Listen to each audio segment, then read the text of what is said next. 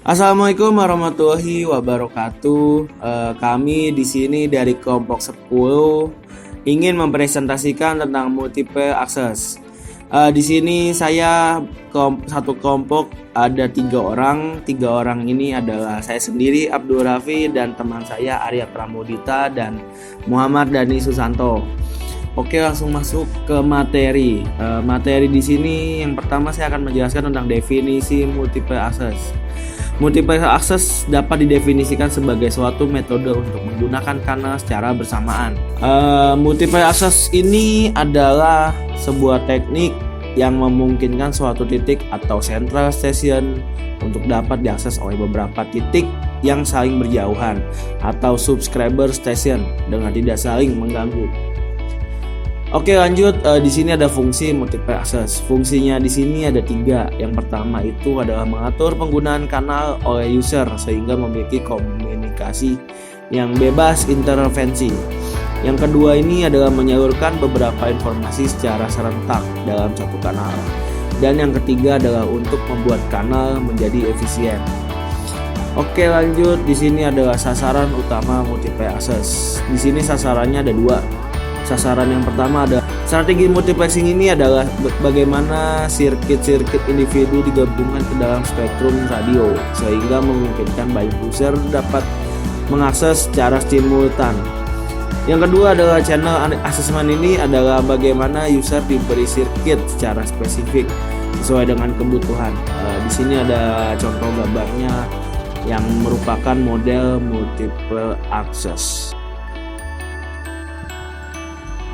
Jenis multiple access yaitu ada 3, yaitu ada FDMA atau frequency division multiple access, terus yang kedua ada TDMA time division multiple access, terus yang ketiga ada CDMA atau code division multiple access.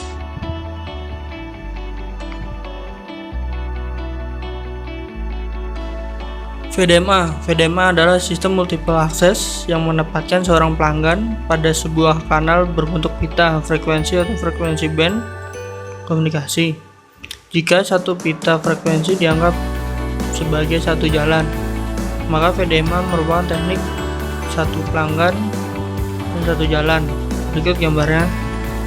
Kanal frekuensi ini disediakan berdasarkan permintaan user yang menginginkan layanan. Kelebihan dan kekurangan VDMA.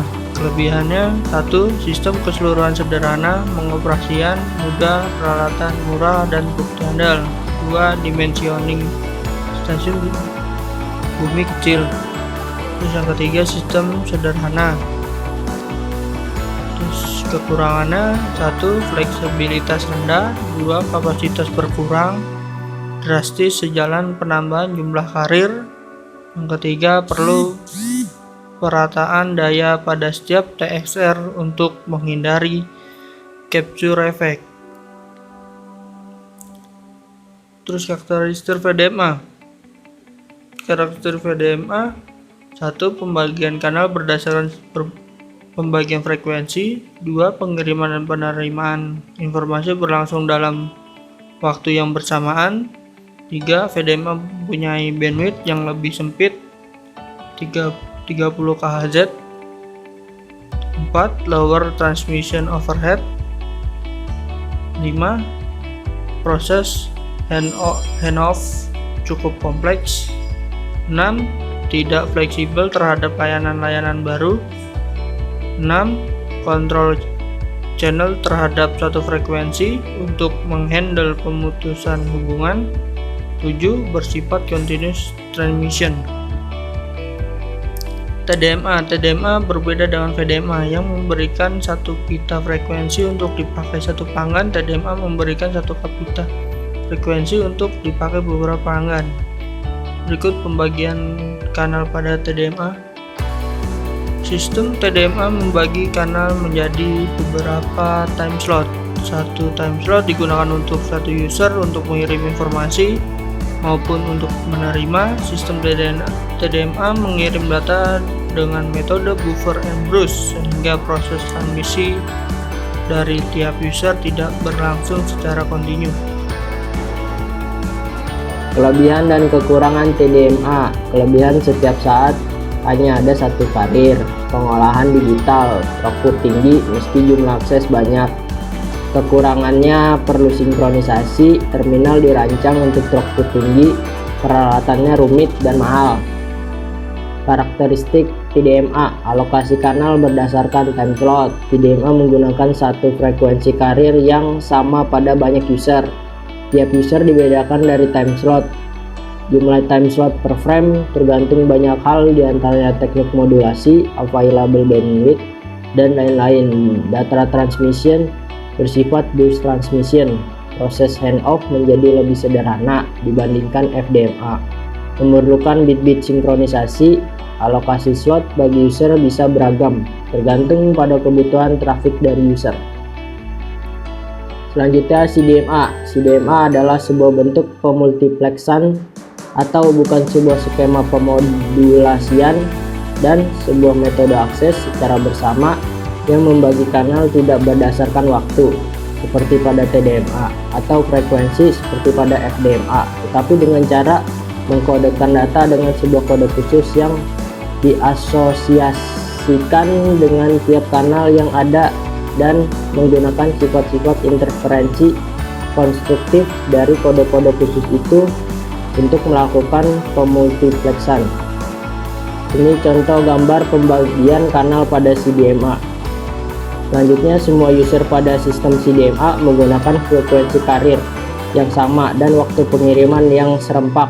Setiap user memiliki kode pseudo-random yang berbeda dan saling orthogonal satu sama lain. Bandwidth pada sistem CDMA sangat besar bila dibandingkan dengan bandwidth yang umumnya dibutuhkan untuk transmisi.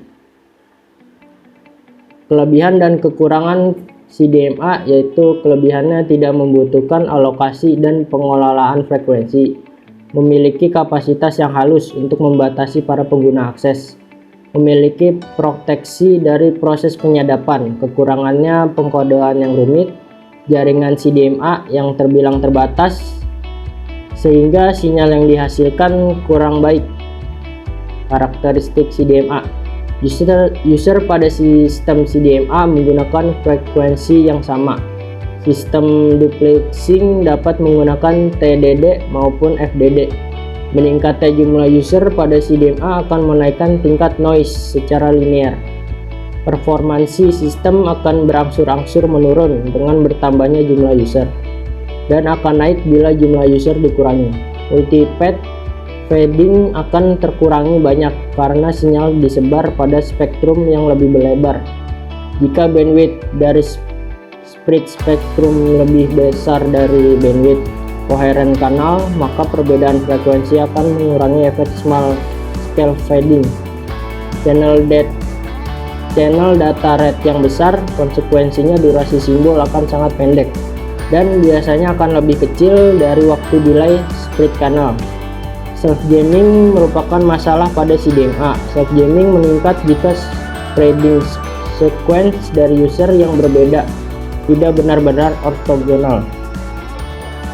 Sekian dari kami menutup presentasi ini, dan kami dari kelompok 10 mengucapkan terima kasih dan wabillahi taufik wa hidayah. Wassalamualaikum warahmatullahi wabarakatuh.